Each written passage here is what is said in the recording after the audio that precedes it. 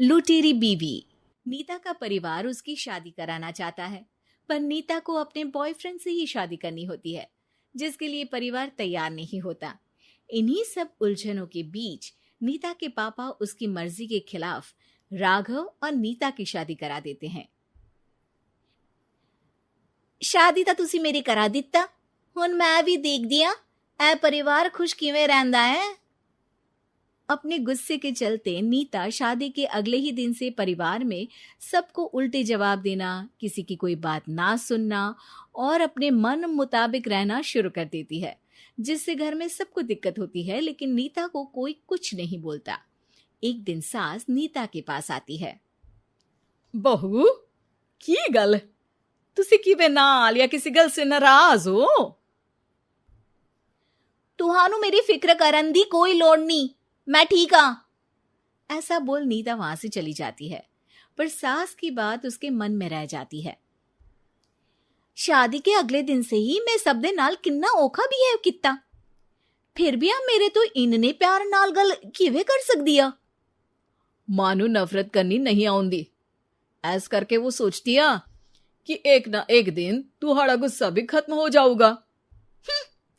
यह कदे नहीं हो सकता।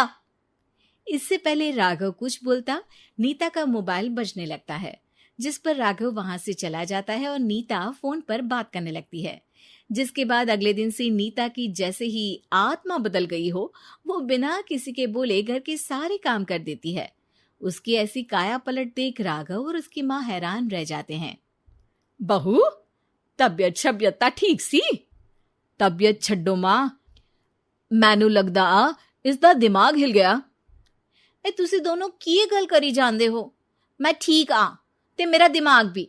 बस आज रियलाइज हो गया कि मैं अपने गुस्से विच कितना प्यारा परिवार ठुकरा रही सी।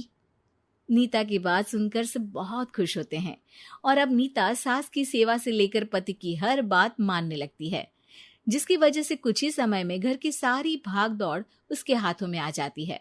उसी के साथ सास और राघव भी हर काम के लिए नीता पर ही डिपेंड हो जाते हैं। नीता, मेरा लैपटॉप किथे आ?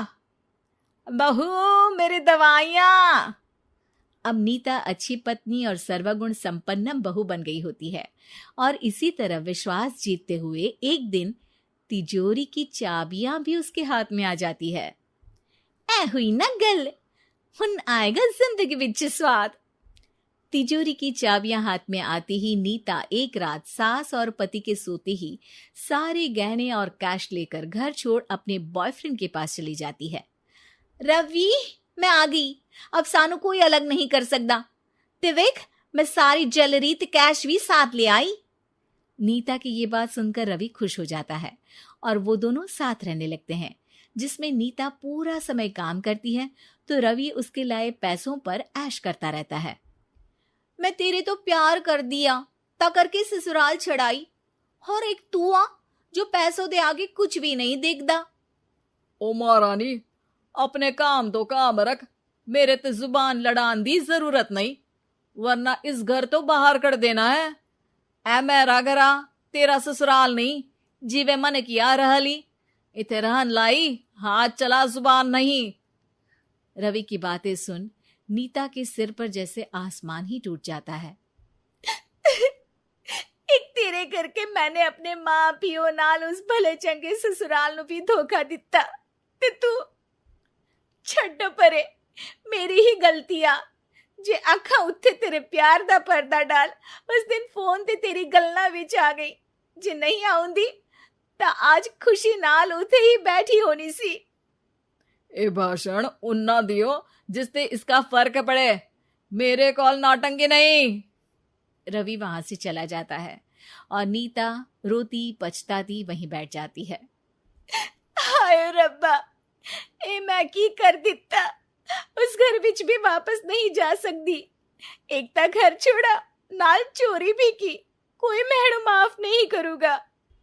घर कैसे वापस जाए, इसी डर से नीता रवि का घर छोड़ नहीं सकती। इसी तरह दिन बीतते हैं और उन्हीं के साथ हालात बद से बदतर होते जाते हैं।